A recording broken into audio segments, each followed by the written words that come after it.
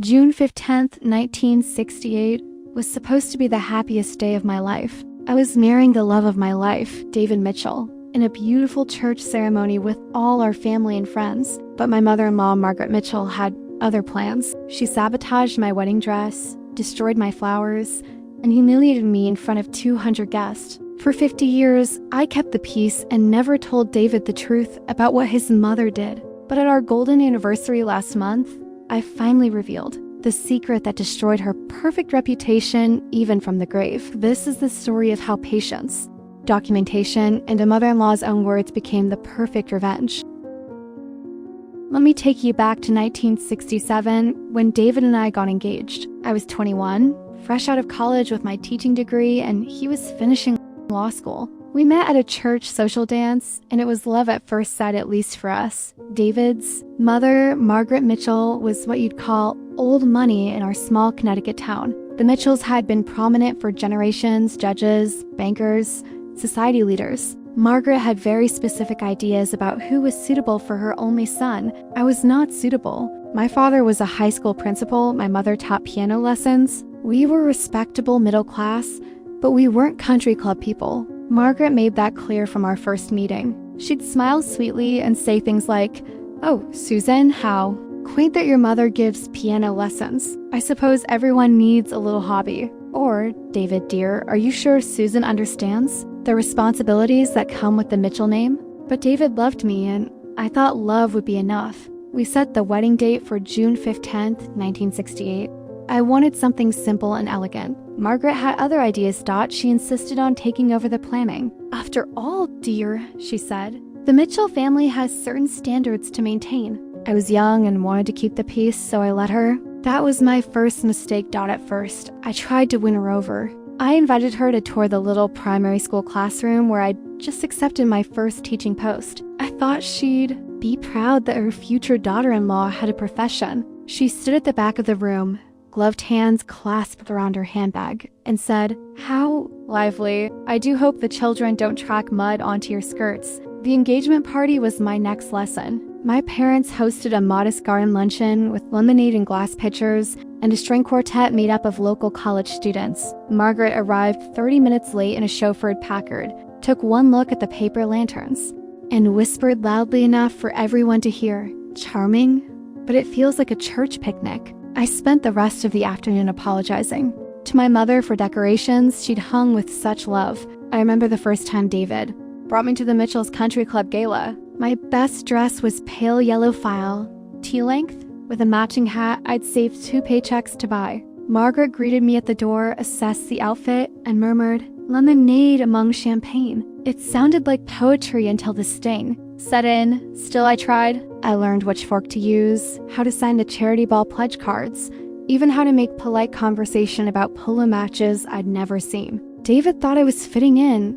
Margaret thought I was treading water. She was right. Every lesson felt like swimming against a current she controlled. Yet there were bright spots. David and I spent Sunday afternoons on long drives through the countryside, windows down, radio humming Motown. He'd say, "Ignore mother, she'd come around." I wanted to believe him. I remember one picnic beneath a sugar maple where he read me the opening paragraphs of his first legal brief. I corrected a dangling modifier and he laughed, kissed my forehead, and called me his secret weapon. In those moments, the Mitchell legacy felt small compared with our shared future. Looking back, I realized Margaret was taking notes too, cataloging every weakness she could use. She quizzed David about our finances.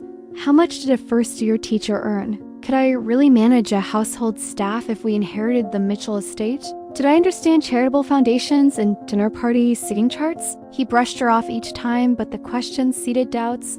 I was too naive to water. One evening in late autumn, she invited my parents to dinner on Olive Branch, we thought. The table glittered with crystal and silver, but the menu was a deliberate minefield. Pâté de foie gras for my vegetarian mother. Oysters for my father, who was fiercely allergic. When Dad politely declined, Margaret sighed. "Oh, how unfortunate. We do adore simple tastes when they're unavoidable." My parents left quietly mortified. Margaret logged another victory in a battlefield I hadn't known we were on. The closer we drew to the wedding, the more her influence seeped into every detail. She arranged for a society photographer to shoot proper Engagement portraits on condition, I wear a gown borrowed from her own wardrobe. It was lovely silk, but 2 sizes too big, and the studio kept pinning it in place between frames. The published picture showed me stiff and swallowed by fabric, as if the Mitchell name itself were trying to consume me. Yet for every public slight, Margaret offered an equal measure of condescending generosity. She underwrote the church deposit, donated funds for new stained glass panels, even hired a renowned florist on paper. Her support was dazzling. In reality, each check came with an invisible endorsement line filled by her control. I told myself it was just her way. David told me to be patient, and so I smiled, sent thank you notes, and prayed that once the vows were said, the storms would settle. I had no idea the eye of Margaret's hurricane was still ahead of me. The true test of my resolve and the beginning of her downfall would come when silk threads turned to scissors, roses to marigolds, and a quiet school teacher decided that documentation, not anger, would be her armor. The problem started 3 months before the wedding. Margaret had insisted on choosing my dress designer, her friend from the country club, who charged 3 times what my family could afford. But Margaret said it was her gift to me. The dress was beautiful, classic, elegant, perfect for a church wedding. But every time I went for fittings, something was wrong. The seamstress, Mrs. Rodriguez, seemed confused. But Mrs. Mitchell said you wanted it shorter, she'd say. Or Mrs. Mitchell insisted on removing the sleeves. By the final fitting, my modest, elegant gown had been transformed into something that barely covered my knees, with a plunging neckline that was completely inappropriate for a church wedding. When I protested, Margaret said, "Oh, darling, this is 1968, not 1948. You don't want to look like a prude on your wedding day." But that was just the beginning. 2 weeks before the wedding, Margaret called to tell me there had been a mix-up with the flowers. The elegant white roses and baby's breath I'd chosen had been changed to bright red carnations and orange marigolds, so much more festive. She said, "Trust me, dear, I know what looks best." Then, the week of the wedding, she informed me that the reception menu had been changed. Instead of the elegant dinner we'd planned, it would be cocktail appetizers and punch, more modern, she explained. Young people today prefer casual entertaining. I was starting to realize this wasn't about modernizing or improving. This was about making sure I looked cheap, inappropriate, and unsuitable for the Mitchell family name. A few days later, the bridesmaids rang in a panic. The pale blue satin gowns I'd chosen had arrived in a ghastly chartreuse taffeta, and 2 sizes too small for every girl. The dressmaker was adamant. Mrs. Mitchell said the bride approved of the color change. She even provided all the new measurements. Of course, she had Margaret claimed she'd merely updated the palettes, so no one would clash with my shortened hemline. She suggested the girls purchase foundation garments if they were worried about fit. I spent an entire paycheck having the dresses let out and re-dyed while she bragged to her bridge club about her. Flair for fashion. Then came the invitations. I ordered classic ivory with copper plate calligraphy. What arrived courtesy of Margaret's corrections was eggshell stock embossed in garish gold foil, and, worst of all, listed the ceremony start time 30 minutes earlier than rehearsed. Half the groom's relatives showed up before. The organist, convinced I was running late on my own wedding day. She even tampered with the music. I had arranged for our church choir to sing the hymn David's parents had used at their wedding. 2 nights before the ceremony, the choir director phoned to apologize the booking had been canceled. Margaret had hired a jazz quartet instead, explaining that traditional hymns feel terribly dreary. I begged the choir director to reinstate the performance and paid their fee myself. To this day, I'm grateful those singers sacrificed another commitment to rescue our service, though Margaret sulked through every note, no doubt plotting her next strike. The morning of the rehearsal dinner, Margaret informed us she'd upgraded our wedding transportation. A bride of the Mitchells should arrive in style. She replaced the dependable town car with a stretch limousine so long it couldn't navigate the church's narrow driveway. On rehearsal night, the driver clipped an iron gatepost, denting the fender and delaying the attendance an hour while Margaret tut-tutted about inexperienced chauffeurs. Every incident, every receipt, every altar contract, I wrote them all down in this little ledger my mother gave me. She said, "Susie, paper remembers what people forget." At the time, I didn't know how prophetic that would be, but I kept recording because the sabotage kept coming by the eve of the wedding. It was clear. Margaret wasn't trying to modernize anything. She wanted to ensure that when I walked down that aisle, the whole town would see a girl out of her depth, someone the Mitchells could pay, not respect. and she almost succeeded. The morning of June 15th, 1968, I woke up with a knot in my stomach. Something felt wrong, but I told myself it was just wetting nerves. My mother and sisters came over to help me get ready, and that's when we discovered the final sabotage at my grandmother's antique lace veil. The something old I planned to wear had been accidentally torn. Margaret called that morning to inform me. "I'm so sorry, dear," she said, "but there was a little mishap with the veil. Don't worry, I've arranged for a replacement." The replacement was a cheap, gaudy thing with plastic pearls and rhinestones. It looked like something from a costume shop. My mother was horrified, but there was no time to find anything else. When I arrived at the church in that too-short dress, with those garish flowers and that awful veil, I could see the looks on people's faces, the whispers. Margaret had succeeded in making me look exactly like what she'd always said I was, a girl who didn't belong in the Mitchell family. But the worst moment came during the reception. Margaret stood up to give a toast, and in front of all our guests, she said, "Welcome to the family. Susan, I hope you'll learn to appreciate the Mitchell traditions and perhaps develop some refinement over time." The room went silent. I wanted to disappear. David looked confused and embarrassed, but he didn't defend me. He didn't understand what his mother had done, and I was too humiliated to explain. That night, in our hotel room, I made a decision. I would be the perfect daughter-in-law. I would prove Margaret wrong through my actions, not my words. I would kill her with kindness and never give her ammunition to use against me. My mother tried to mend the veil with tiny, frantic stitches, but century-old lace unravels like a secret once you tug it. I remember her biting her lips so hard it blanched. "Wait," she kept whispering. "It's all right, darling. No one will notice." Yet every pulled thread felt like another inch of dignity slipping away. The bridesmaids rallied. Bless them, safety pinning satin ribbon beneath the hem of my gutted dress to keep it from riding higher. We hid in the church basement, skirts spread, across Sunday school tables, while Mrs. Rodriguez whirred a travel sewing machine through borrowed fabric. I could hear the organist upstairs running scales. He'd already rehearsed twice proof that guests were arriving ahead of schedule, exactly as Margaret's misprinted invitations had ordained. Outside, the limousine scraped its undercarriage. On the gravel turn, it was so long it couldn't clear the stone gate, and the chauffeur hired by Margaret, of course, was reduced to reversing, inch by humiliating inch, while motorists honked behind him. David's Uncle Charles later told me half the town thought the bride had decided to flee. They assumed the white stretch car easing away contained me in tears. I was indeed crying, just not in that car.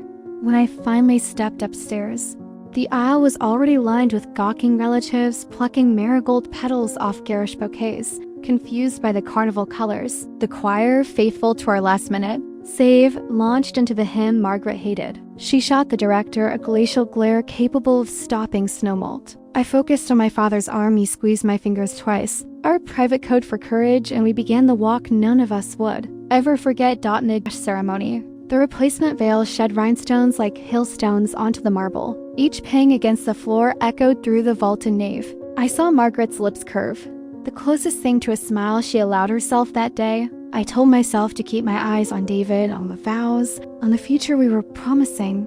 But the sound of plastic pearls skittering at my feet felt like laughter from some cruel balcony. At the sign and smile line following our recessional, guests offered polite congratulations laced with puzzled glances at my ensemble. A cousin whispered, "Did Greenwich Village design your dress?" Thinking it a compliment.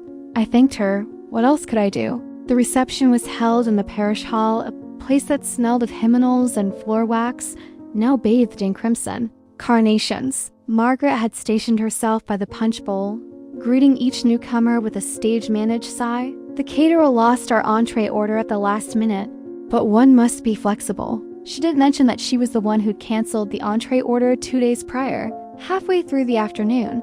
The jazz quartet she booked without telling anyone launched into a brassy rendition of "The Lady is a Tramp." I was speaking with the pastor's wife when the opening notes blared. She blinked at me, horrified. I laughed quietly, desperately, because crying would have ruined the mascara my sister had spent an hour salvaging. Then came Margaret's toast. She clanked her crystal glass with a dessert fork and began in that dulcet tone folks mistook for refinement. "Welcome to the family, Susan." The rest of her words dripped condescension masquerading as guidance. When she ended with the hope I'd develop some refinement over time, the quartet's saxophone squealed feedback, as if even the instrument recoiled. Silence swallowed the room. David stared at the floor. My father looked ready to reclaim his tuition by lecturing her on manners. My mother squeezed my shoulder, and in that hush, I understood what Margaret had truly accomplished. She'd isolated me. Right there in a hall full of people who loved me. We cut the cake, posed for photographs, and thanked guests as they filed out into the summer dusk. I smiled until my cheeks numbed, then climbed into the battered limousine dance and finally exhaled. That night, in the hotel room, I unpinned the veil, laid the ruined lace across the bedspread, and studied every tear. I could have raged, could have wept until dawn, but something colder and steadier settled over me. I decided Margaret would never again set the terms of my worth. I would become the daughter-in-law she could not publicly fault, the community servant she could not undermine, and in time, the keeper of every receipt she had ever forced upon me. For 50 years, I kept that promise. I never told David what his mother had really done. I attended every family dinner, every holiday gathering, every social event. I smiled when Margaret made her little digs about my background, my cooking, my parenting. I raised 4 wonderful children who adored their grandmother, never knowing how she treated their mother. I volunteered for every charity Margaret supported, joined every committee she recommended. I became the perfect Mitchell wife, and slowly, over the years, I earned respect in the community. Not because of the Mitchell name, but because of my own actions. I became president of the school board, ran the annual charity auction, was named Volunteer of the Year 3 times. Margaret never acknowledged my achievements, but I could see it bothered her. She'd expected me to fail, to prove her right about my unsuitability. Instead, I became more respected in the community than she was. David and I built a beautiful life together. He became a successful attorney. Our children all graduated from college, and we were genuinely happy. But there was always the shadow, the secret about what his mother had done and why I'd never fought back. Margaret didn't know was that I kept everything. Every receipt, every altered dress sketch, every nasty note she'd written. Mrs. Rodriguez, the seamstress, had given me all the documentation of the dress changes. I had proof of everything. Margaret passed away in 2018 at the age of 98. Even at her funeral, she managed one last dig. Her obituary mentioned her beloved son David and his wife without using my name. But when we were cleaning out her house, I found something that changed everything. Hidden in her bedroom closet was a diary she kept for decades. And in it, she'd written about everything, including my wedding day. June 10th, 1968, 5 days until David's wedding to that unsuitable girl. I'd done everything I can to make her look cheap and inappropriate. The dress alterations, the flower changes, the menu switch. It should be enough to show everyone what kind of person she really is. June 16th, 1968. The wedding was perfectly awful for that little nobody. She looked exactly as common as I knew she was.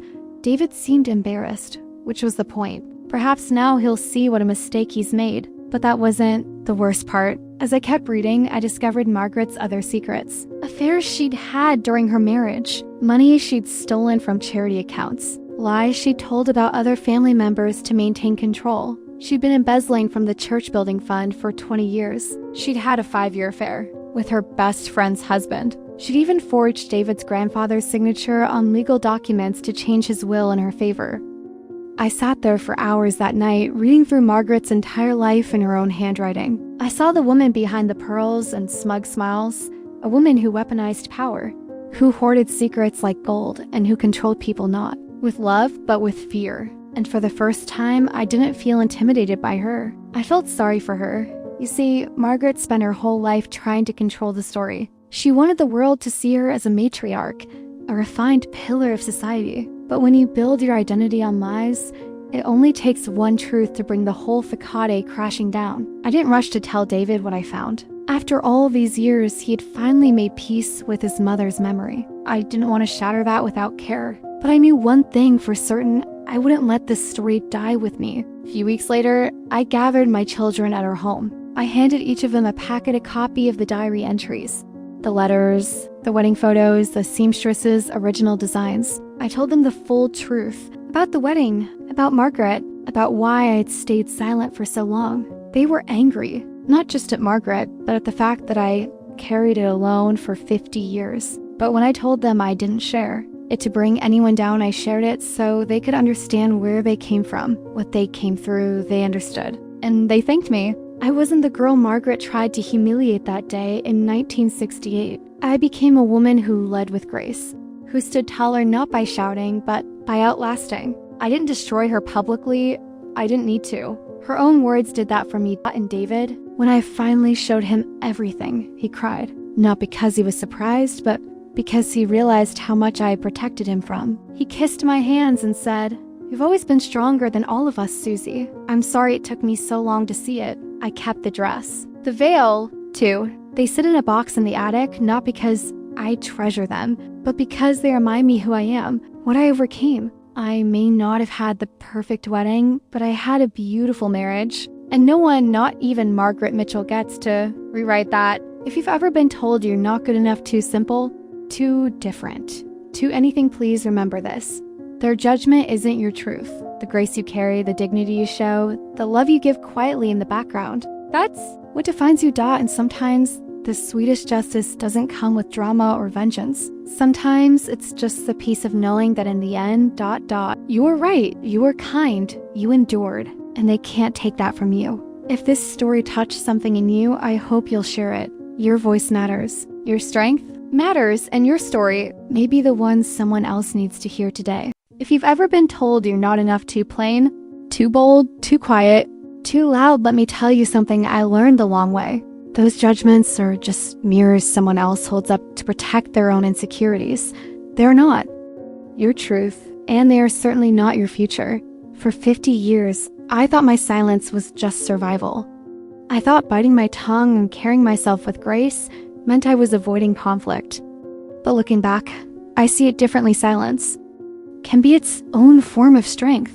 It's not about letting people walk over you. It's about choosing when and how you speak so that your words, when they come, can't be ignored. The grace you carry matters more than any insult thrown your way. The dignity you preserve, even when no one's watching, becomes a part of you. And every time you choose not to meet cruelty with cruelty, you are building a quiet legacy that's far stronger than any loud act of revenge. I know what it's like to walk into a room and feel like someone has already written your role for you. I know the weight of pretending it doesn't hurt when they underestimate you. But here's the truth. You don't have to prove them wrong with arguments. You prove them wrong by continuing to live, work, love, and succeed in ways they can't touch. Sometimes justice doesn't come wrapped in fireworks. Sometimes it's a slow, steady unfolding decades of living well, of outlasting their gossip, of letting the truth emerge on its own. When it finally does, it speaks louder than any confrontation could. So if you're in that season of being doubted, dismissed, or diminished, I want you to remember you have more control than you think. You control your reactions. You control your effort. You control the story you tell yourself when the room is quiet and it's just you and your thoughts. And that story can be one of survival or it can be one of victory, no matter how long it takes to write. I hope you'll share this story, not because it's about weddings or in-laws or even revenge, but because it's about endurance. About the power of keeping your head high while others try to bow it. About knowing your worth even when the world tells you to question it. Your voice matters. Your resilience matters. And your story, yes. Your story might be the one that gives someone else the strength to hold their ground today so they can win in the long run. Because the truth is, there will always be people like Margaret Mitchell in this world. They may not wear pearls or host charity luncheons, but they'll know exactly where your insecurities live. They'll poke at them, dress them up as advice or help, and hope you crumble under the weight of their opinions.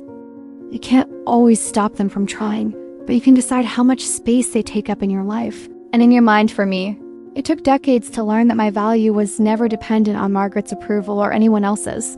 Back then, I thought winning meant getting her to like me, to accept me. Now I know the real victory was building a life so solid, her disapproval didn't matter anymore. And here's the thing, you can start building that life now. You don't need permission. Your story might not involve a wedding dress or a mother-in-law. Maybe it's a boss who keeps overlooking you. Maybe it's a friend who only calls when they need something. Maybe it's a family member who thinks they get to define you because they've known you the longest. Whoever it is, whatever the situation, the principle is the same: your worth is not up for debate.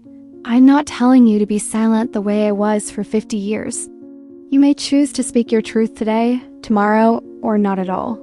What I am telling you is this: live in such a way that even if your critics keep talking, their voices grow smaller against the sound of your own purpose. And remember, strength doesn't always roar. Sometimes it whispers. Sometimes it looks like choosing to walk away instead of engaging in another pointless argument. Sometimes it looks like showing up again and again with kindness they don't deserve because you know who you are. And sometimes it looks like waiting with patience and certainty until the truth finds its own stage. 50 years after my wedding, the truth found mine. Not because I hunted it down, but because I kept my records, kept my grace, and kept living. When the moment came, I didn't need to shout. Margaret's own words spoke louder than anything I could have said. And that was enough. So here's my wish for you. May you find the courage to stand tall in rooms that weren't built for you. May you learn the power of keeping your dignity intact when others try to strip it away. And may you know deep down that you are allowed to take up space at the table in the conversation, in the life you are building. If you're holding on to your own story, one of survival, of quiet battles fought behind closed doors, don't be afraid to share it when the time feels right. You never know whose hands it will land in or how badly they might need to hear, "I made it through, and so can you." Because in the end, it's not about proving them wrong. It's about proving yourself right. It's about waking up each morning and knowing that you stood your ground, not because you wanted applause, but because your values wouldn't let you do anything less. It's about being able to look yourself in the mirror and see a person who didn't let cruelty, manipulation, or small-mindedness define their story. When you choose to live by your own compass instead of someone else's approval, something remarkable happens. Their power over you fades. The whispers lose their sting. The sideways glances stop mattering. And little by little, you realize you've been building something they could never take away: a life that reflects your truth, not their version of it, the people who underestimated. You may never admit they were wrong. Some will carry their illusions to the grave. But your life is not a courtroom waiting for their verdict. You are the judge, the jury, and the witness to your own resilience. And every time you keep moving forward, every time you refuse to shrink to fit someone else's mold, you deliver your own quiet ruling. I am enough. Understand this: your worth was never a debate to be won. It was always a fact to be lived. And when you live it fully, without apology, you inspire others to do the same. Somewhere out there is a younger version of you. A person standing on the edge of their own defining moment, watching how you carry yourself. You may never know their name. You may never hear them say, "Because of you, I didn't give up." But your example will leave fingerprints on their courage. So go forward without bitterness, but with clarity. Keep your dignity like a well-stitched seam that won't unravel even when pulled.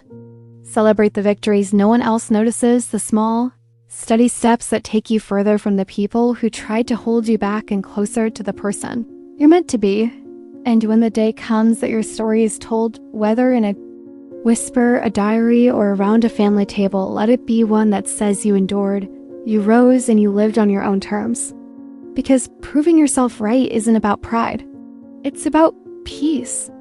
And that, in the end, is the kind of triumph no one can rewrite. Peace is knowing you didn't let someone else's cruelty turn you into a smaller, harder version of yourself. It's knowing that when the storms came, you didn't just survive, you built shelter not only for yourself, but for those who might one day need a place to stand. It's looking back over the decades and realizing that every wound they tried to give you became a scar that told a story not of what they did, but of what you overcame. When people speak your name years from now, they won't remember the whispers or the petty sabotage. They'll remember the way you carried yourself through it all. They'll remember the kindness you gave when you could have been cruel, the composure you held when you could have lashed out, the steady dignity that told the world, I am unshakable. Because here's the truth, those who set out to diminish you are writing their own legacy in real time. And it is almost always smaller than they think. But you, through patience, perseverance, and quiet strength, are writing a story that will outlive them. Not because you sought revenge, but because you sought truth, and truth has a way of echoing. Far longer than malice, you may never get the apology you deserve. You may never hear them admit the harm they caused. But you will know deep in the marrow of your being that you met cruelty with grace, and that you were the architect of your own life. And that is worth more than any vindication they could. So hold your head high. Keep your records, whether they're receipts, diary pages, or simply the uncheckable memory of what you endured. Tell your story when the time is right, not to wound, but to shine a light. Because somewhere, someone needs to hear it. Somewhere, someone is standing on the edge of surrender, thinking they can't survive what's been done to them. Your voice could be the reason they keep going. And when they do, when they too live to see the day they are free, respected, and whole, they will remember you. Not as a victim of someone else's cruelty, but as a living example that no one can dictate the ending of your story, but you dot. And when the day comes that your story is told, whether in a whisper, a diary, or around a family table, let it be one that says you endured, you rose, and you lived on your own terms. Because proving yourself right isn't about pride. It's about peace. And that, in the end, is the kind of triumph no one can rewrite. Peace is also about reclaiming the moments that were stolen from you. It's about looking back at the chapters someone tried to ruin and realizing that, while they may have left stains on the pages, they didn't hold the pen for the ending. You did? Every day you chose not to bow to their vision of you, you wrote another line in the story of your strength. The truth is, most people will never see the private battles you fought or the quiet nights you spent convincing yourself to keep going. They won't see the internal storms, the moments you wanted to give up. But that's the beauty of resilience. It's often invisible until the results stand, so tall that no one can ignore them. Your victory might not come with applause. It might not even be recognized by those who tried to bring you down. But it will live in the small freedoms you've earned, freedoms like speaking without fear, walking into a room without bracing for judgment, loving yourself without needing their permission. And there's another kind of power too, the kind that grows from knowing you have nothing to prove to them anymore. They can keep their opinions, their narratives, their whispered versions of what happened. You have the truth, and the truth is steady. It doesn't shout, it doesn't flail, it simply stands unmoved, while lies eventually crumble under their own weight. If you're standing in the middle of your own struggle right now, understand this, you don't have to rush to your ending. You don't have to match their pace or their methods. Some of the strongest victories are slow victories, the kind that take years to bloom. But when they do, they root themselves so deeply that no storm can uproot them. When your story finally reaches the ears of those who matter, it won't be remembered for the pettiness of your opponent, it will be remembered for the grace you carried in the face of it. And that grace will become part of your legacy, something passed down in your family's stories, something your children and grandchildren can hold on to when they face storms of their own. Because legacies aren't built in the moments we win. They're built in the moments we refuse to break. And if you can hold on to that, if you can keep walking forward even when someone tries to drag you back, then you've already won whether they ever admit it or not. Peace doesn't mean forgetting what happened. It means no longer letting it control you. It's the quiet assurance that you've outlived the pettiness, the cruelty, the small-mindedness of those who tried to define you by their standards. It's the deep breath you take when you realize that no matter how hard they tried to push you down, you still found a way to stand taller, and sometimes that peace shows up in unexpected ways.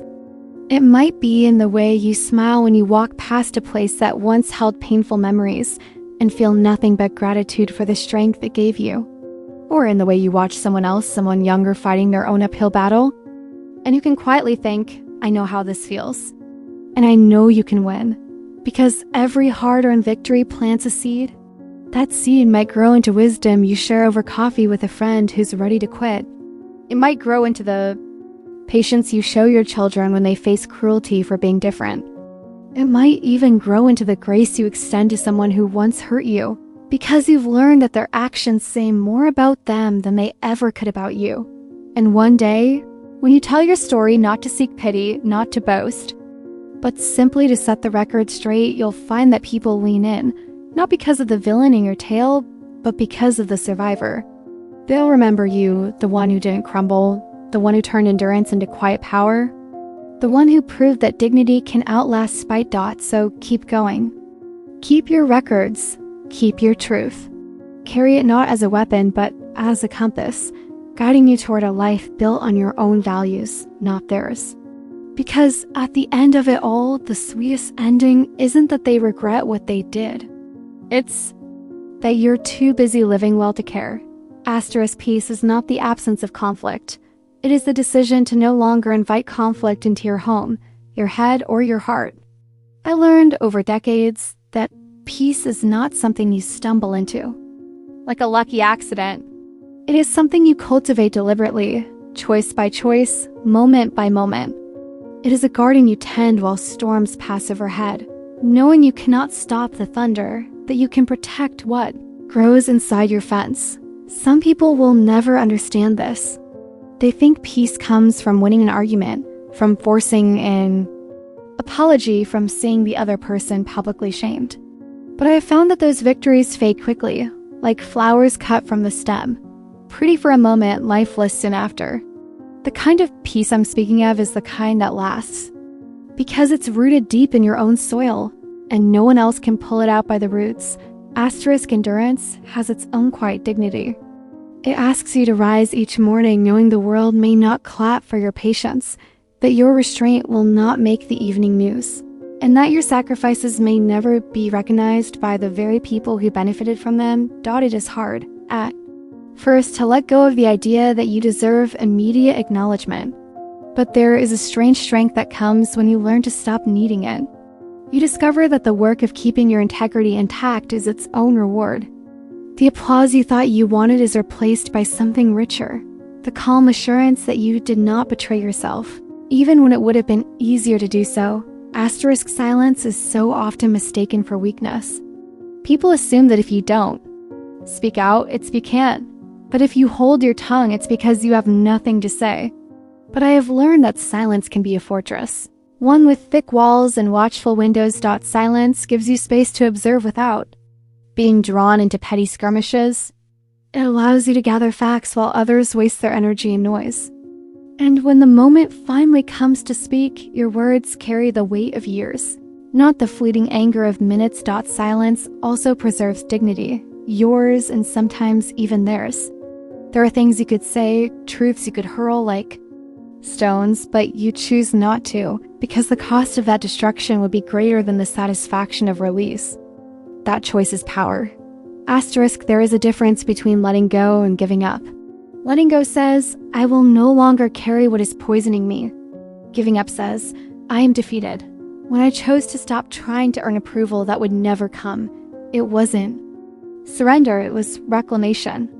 I was reclaiming the hours I had spent rehearsing conversations in my head, the days I had wasted wondering how to be enough for someone else's standard, the years I had bent my spine into shapes that weren't meant for me. Letting go was not an ending, it was a clearing. And in that clearing, new life began. We talk about legacy as if it's what other people say about you when you're gone. But I have come to see legacy as something you choose every day in the way you live. Margaret built her legacy on control, on appearances, manipulation, and a reputation carefully maintained like a glass vase no one was allowed to touch. Mine, I hope, is built on something stronger, consistency, compassion, and an unwillingness to let bitterness dictate my story. Cannot control how everyone remembers you.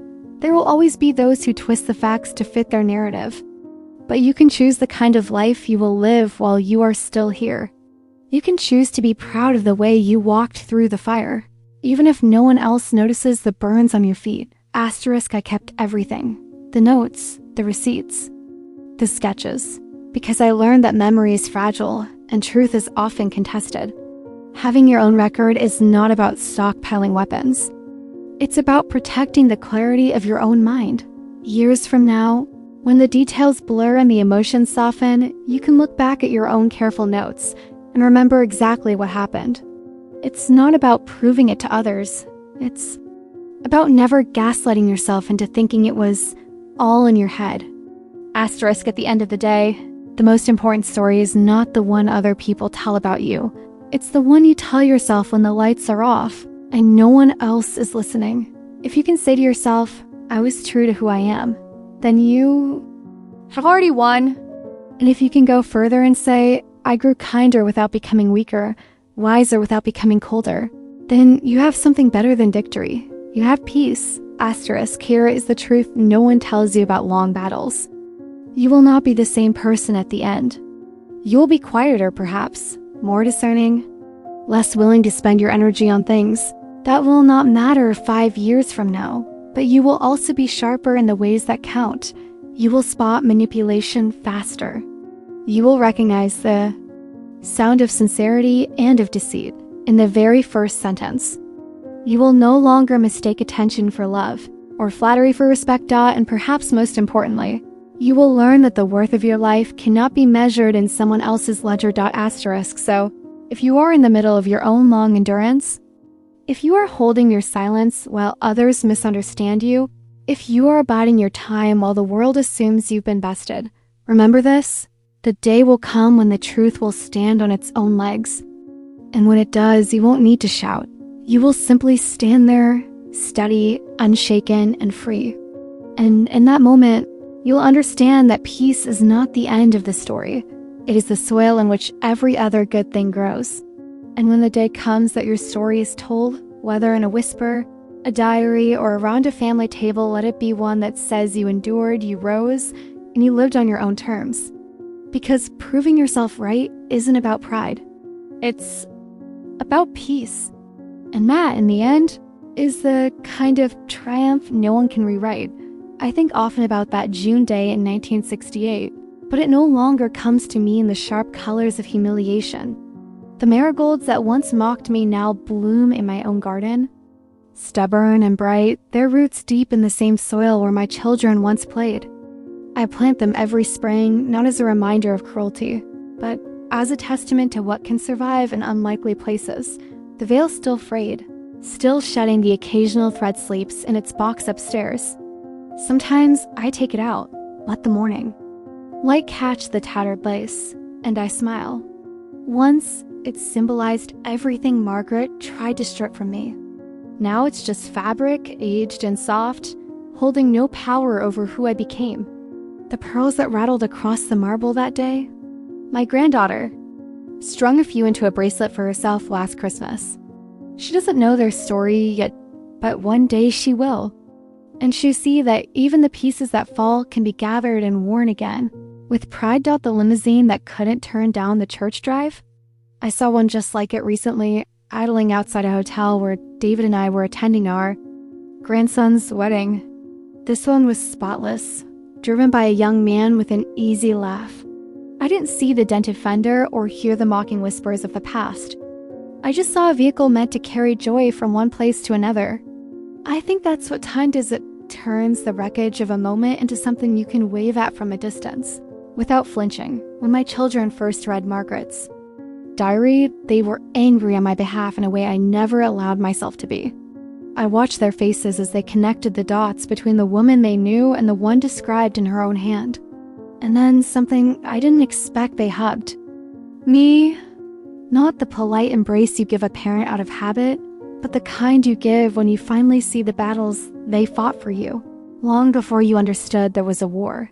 That's the thing about truth. It doesn't just set you free, it frees everyone who's been living in the shadow of a false story.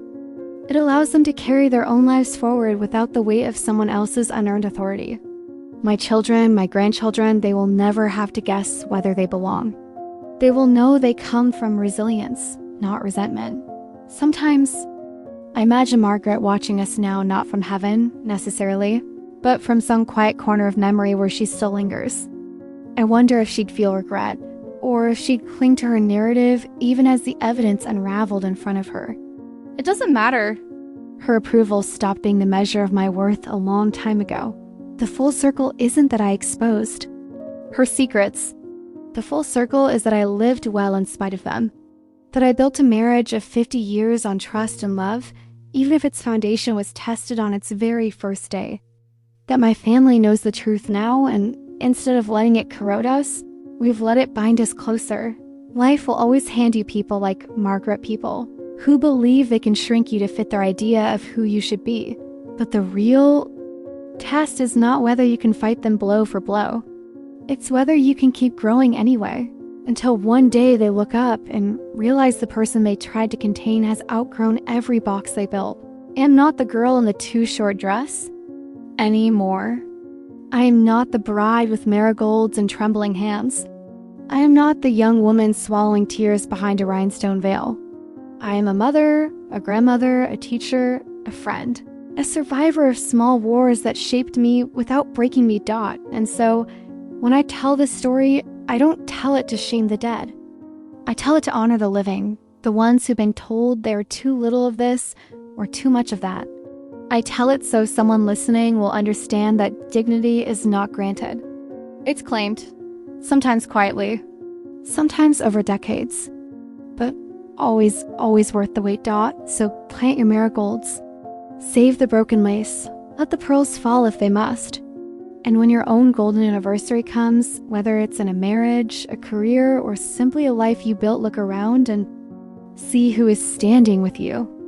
If they are there because of love, respect, and truth, then you've already won, because the sweetest ending is not applause. It's looking at the life you made, the people you've raised, the peace you've earned, and knowing without anyone's permission that you proved yourself right. Because proving yourself right isn't about pride. It's about peace. And peace, I've learned, often begins in the smallest, strangest places, like the petals of a marigold. I used to hate them. That wedding day, they were everywhere. Thick. Orange blooms so bright they burned in my peripheral vision, crowding the altar. Stuffed into vases at the reception, tucked behind serving platters like some carnival had wandered into the wrong church. I'd chosen white roses and baby's breath for a reason. They were delicate, timeless, understated. Margaret's switch to marigolds was loud on purpose. But here's the thing about time, it changes the way you see color. Years later, I'd find myself at a farmer's market in late September, stopping at a stall where buckets of marigolds spilled gold and flame in the sunlight. I bought a bundle, not because I liked them yet, but because I wanted to see if I could. I placed them in a blue glass vase on my kitchen table. And for days, they caught the morning light in a way that made them less like a mockery and more like a reminder. Those marigolds taught me that sometimes people try to define you by what they give you, whether it's flowers or their opinion of who you are. But you get to decide what it means in the end. When I tell my grandchildren this, they laugh. Grandma, they're just flowers. And I smile because that's exactly the point. What was once a weapon in someone else's hands can become just a flower again. That's the piece part taking back the meaning. Asterisk, the veil is a harder story. To soften, I still have it, tucked in tissue paper in a cedar chest. The lace is yellowed now, the rhinestones still stubbornly clinging where they haven't fallen out. Every so often, when I'm reorganizing the attic, I'll lift the lid. Look at it! Not long, just long enough to remember. At the time, it felt like Margaret had taken a part of my family's history and replaced it with something plastic.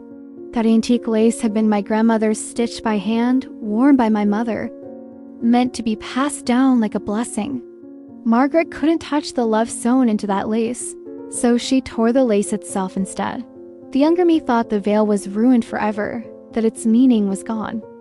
But decades later, I realized the real inheritance wasn't the fabric. It was the resilience of the women who wore it before me. The lace didn't make them who they were. They made the lace matter. When my eldest granddaughter got married, she asked if she could wear it not on her head, but wrapped around the stems of her bouquet. That way, she said, it's not about what it looks like. It's about carrying all of you with me. I cried when she walked down the aisle. Not because of the damage Margaret did all those years ago, but because of what we'd reclaimed. That's what full circle looks like. Asterisk, if I close my eyes, I can still feel the way it tugged uncomfortably at my knees when I sat down. How I kept tugging it lower during photographs. The way the skirt caught in the breeze as if trying to run. Away from me, for years. I thought of that dress as the symbol of Margaret's pettiness, a calculated attempt to make me feel cheap. But the older I get, the more I think about how I carried myself in it anyway. There's a strange pride in knowing you can stand in something that wasn't meant for you and still make it your own. That dress was never truly mine, not the way I had chosen it, but the way I held my head that day was. That was mine. Now. When I see pictures from the wedding, I don't just see the hemline. I see my spine straight, my smile steady.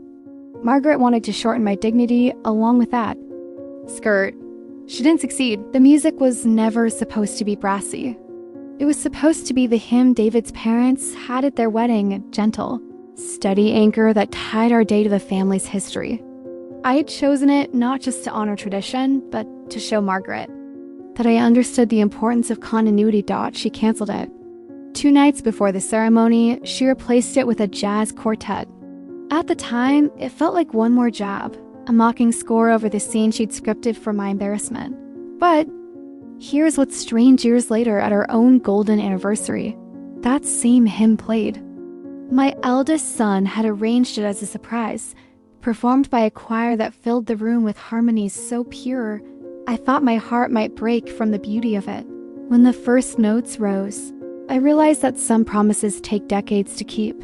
I'd wanted that hymn to belong to us in 1968, but it truly belonged to us in 2018 when every voice singing it was one we had raised, taught, or loved. Margaret's version of the story had been temporary. Mine endured.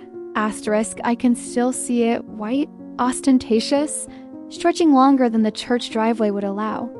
It was supposed to be an upgrade, her way of showing that Mitchell brides arrived in style.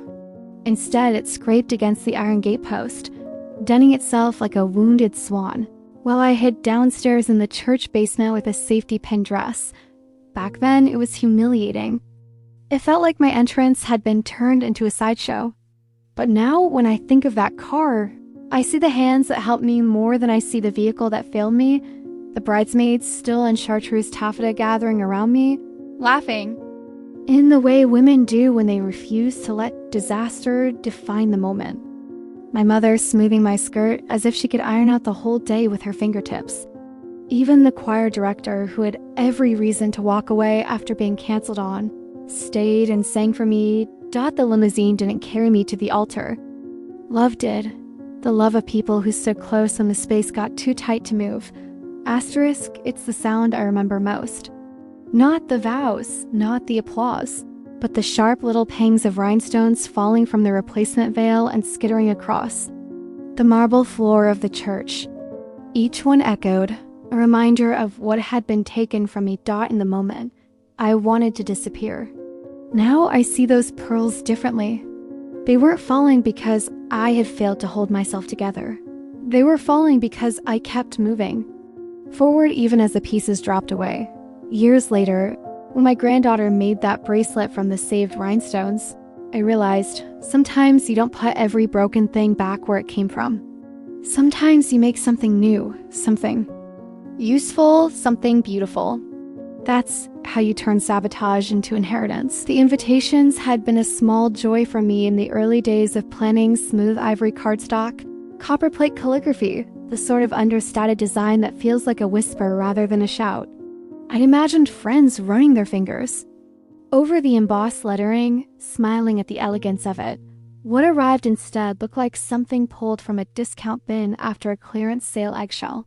Paper stamped in blaring gold foil, announcing a ceremony time 30 minutes earlier than planned.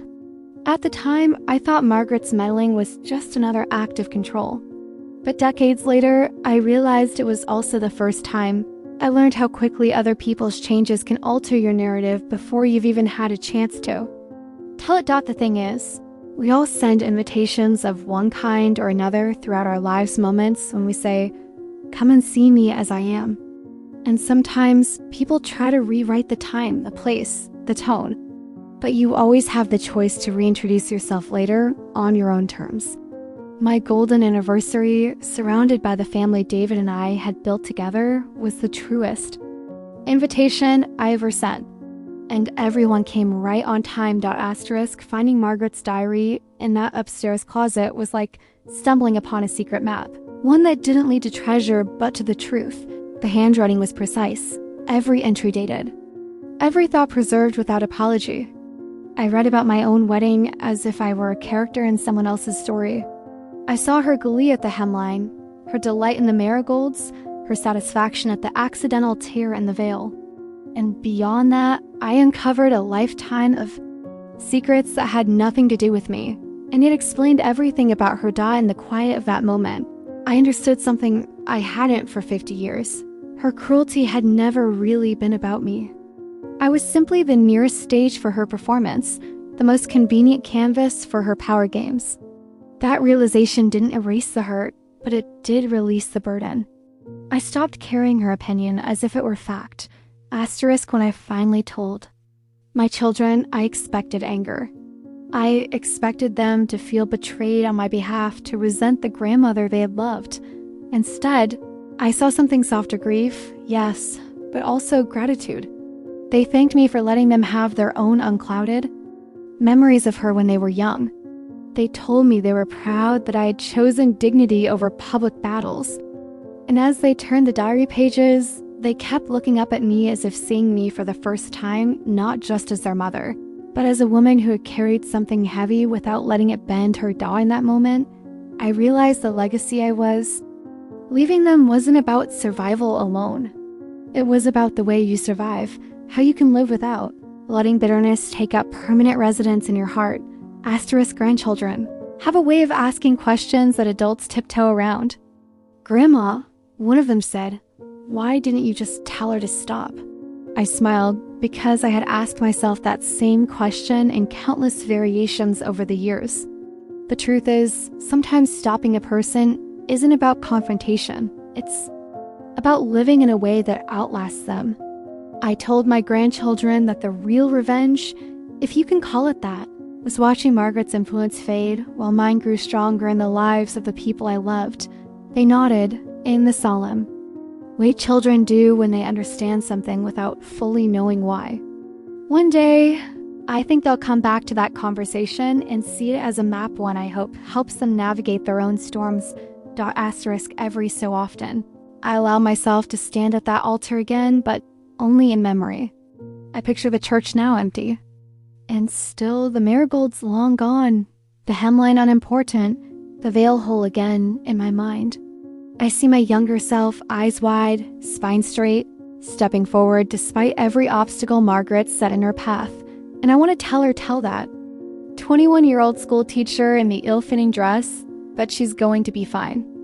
That the sting will fade, that the story will bend in her favor, that the man she's about to marry will stand beside her for half a century. That one day the whole family will hear the truth, not in anger, but in love. And most of all, I'd tell her this: you don't need everyone to see your worth right away. Time has a way of making it undeniable. The marigolds are softer in my mind now. On the day, their orange burned too bright against the cream of the church walls. An intentional clash meant to cheapen the moment. But decades later, I've seen marigolds blooming in quiet corners of my own garden, their heads nodding in the summer breeze. And I've chosen to see them differently. It's strange how a flower can be both insult and blessing, depending on who holds the memory. I once saw them as proof of her cruelty. Now I see them as proof of my endurance. They lasted through the day, through the photographs, through the years. And so did I. At our golden anniversary, the church choir sang the hymn I'd wanted from the beginning. There were no marigolds, no chartreuse satin, no gold foil invitations. My grandchildren handed out programs printed in the same copperplate script I had chosen in 1968. As I stood beside David, my hand in his, I realized this was the wedding I'd imagined all those years ago, only richer, because it was built on decades of real love, not one afternoon of appearances. The full circle had taken half a century, but it was worth the wait.